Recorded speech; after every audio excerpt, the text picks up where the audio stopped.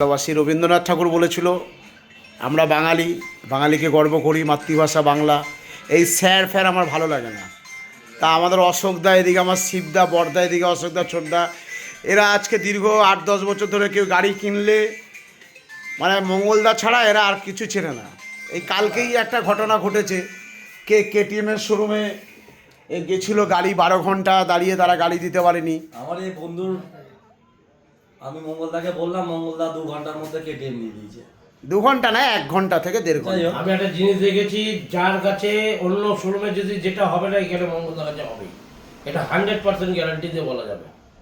পয়সা থাক আর না থাক, গাড়ি পাবে সেই ব্যক্তি যে কোনো উপায়ে, পকেট দিয়ে টাকা হলেও দেবে। তো আমাদের বিহেভিয়ার ব্যবহার ভালো লাগলো তো। একদম।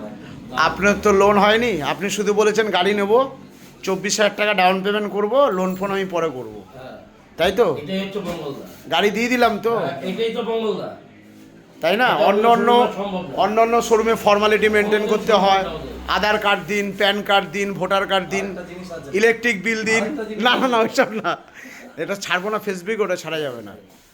তো এই দাদা এবং এই অশোকদা এরা আমাদের জন্য অনেক করে, মানে কি বলবো, বলে তো বলতে পারবো না, ঋণ শোধ করতে পারবো না, যথেষ্ট করে।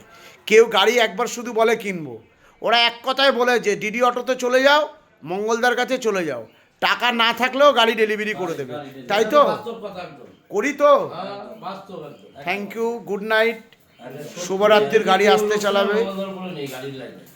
ভালো থেকো তোমরা, চলো, থ্যাংক ইউ।